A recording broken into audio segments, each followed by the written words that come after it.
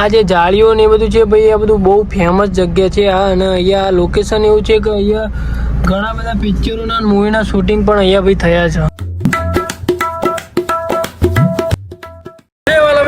Good morning, કેમ છો? I hope તમે બધા મજામાં છો. તો આપણો ડેલી લાઈફસ્ટાઈલ બ્લોગનો આજે આપણો દિવસ છે 245મો યા ફિર 46મો. અને આજે નોકરી જવાનું એકદમ ભાઈ મોડો થઈ ગયો, કેમ કે કાલે આપણે ગયા હતા ટ્રેકિંગ કરવા માટે ભાઈ. એટલે રાત્રે આવ્યા હતા, મોડા નહીં વહેલા આવ્યા હતા, આવું કેવું છે.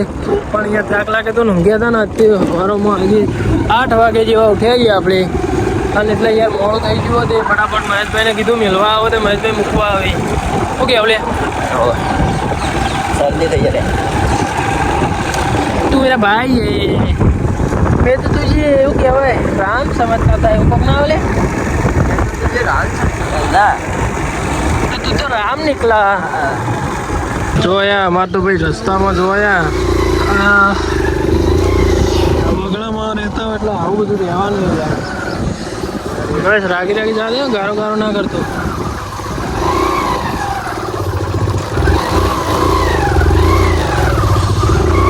હેડી ના આવતા હોય તો ભાઈ પટી ગયું, તમારે ગારામ થઈને જ આવવું પડે. બીજે તો આવવાની જગ્યા જ નહીં.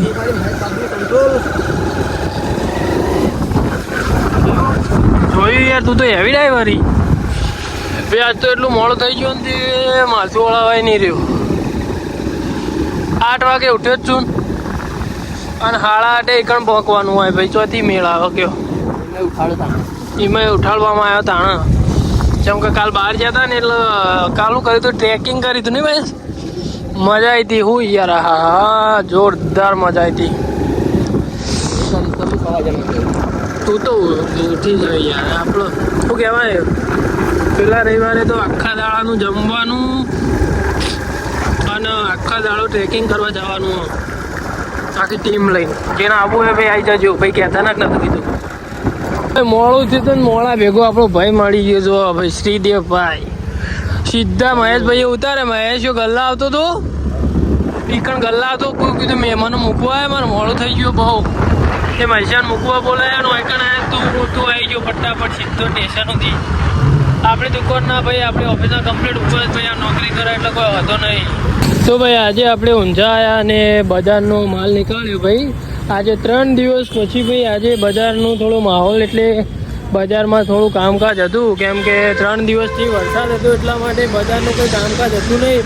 પણ 3 દિવસ પછી આજે સોમવારના દિવસે બજારનું કામકાજ ભાઈ, બજારનો માલ થોડો હતો. બજાર એટલે વરસાદ થોડો ઓછો થયો એટલે ભાઈ બજારનું કામકાજ ખુલ્યું. ના કે બિલકુલ પણ એકદમ ઓછું કામકાજ હતું. શું કેવું ભાઈ? હા, કામકાજ એકદમ બંધ હતું. વિપુલ કાકાને માલ આપી દીધું. તો ભાઈ ટોટલી બજારનો માલ આપવાનો હજુ થોડો આપે છે અને થોડો બાકી છે. તો બજારનો માલ આપી દઈશું અને પછી તમને મળીએ સીધા ઓફિસ જઈને. ભાઈ આપણે બપોરે જમ્યા પછી આપણે અત્યારે સિદ્ધપુર આવી ગયા હતા માલ આપવા માટે. અને અત્યારે ભાઈ આ માનિયા ભાઈ રહે ને આપણા મિત્ર ભાઈ સિદ્ધપુરમાં. જો આ ટાવર રહ્યું અને આ ટાવરના નજીક એટલે જે આ માનિયા ભાઈ બે ને આપણા મિત્ર ભાઈ જોરદાર ભાઈ ટેટુ દોર્યું. એ પણ મસ્ત રેટમાં ભાઈ. રેટ એમનો સારું હોય એટલે તમારે ટેટુ ને વગેરે એવું કોઈ દોરાવવું હોય તો તમે હમણાં જોડે આવી શકો. તો ભાઈ અત્યારે આપણે સિદ્ધપુર માલ આપવા માટે આવ્યા હતા, તો તમને ખબર જ છે. અને સિદ્ધપુર મિત્રો શું તમને ખબર છે, આ સિદ્ધપુર જૂનું અને જાણીતું ભાઈ લોકપ્રિય શહેર છે ભાઈ. અને તમે આ બધી જે જગ્યા જોઈ રહ્યા છો, પહેલાં મેં તમને પહેલાં પણ એકવાર રીલમાં કહ્યું હતું કે આ બધી જે જગ્યા છે તમે જોઈ રહ્યા છો, આ જગ્યા ભાઈ એવી જગ્યા છે જ્યાં મોટા મોટા પિક્ચરોના અને મૂવીના શૂટિંગ, સોંગના શૂટિંગ પણ થયેલા છે. આ બધી જગ્યાએ RRR મૂવીનું પણ અહીંયા શૂટિંગ થયેલું છે. અને સિદ્ધપુર શહેરમાં ઘણી એવી બધી જગ્યાઓ છે જે જૂની અને રહસ્યમય જગ્યાઓ છે ભાઈ.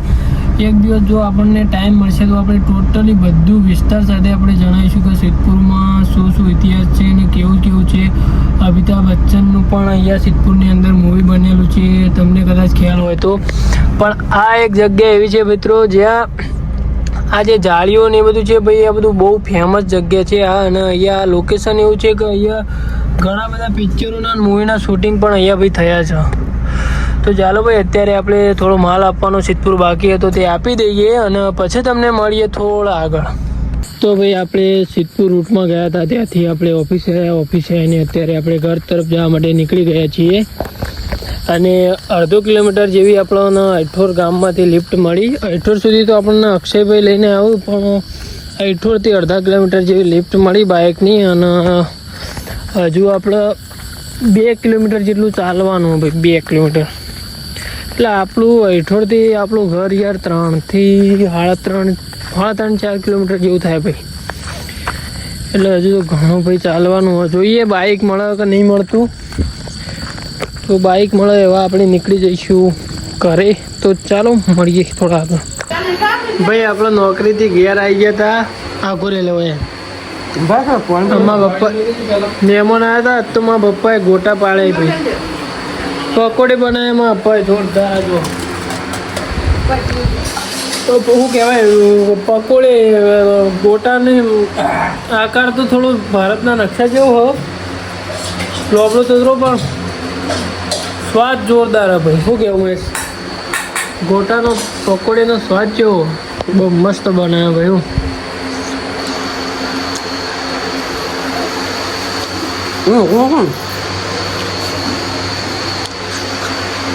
બહુ જોરદાર આપણે ભાઈ ખાઈ લીધું.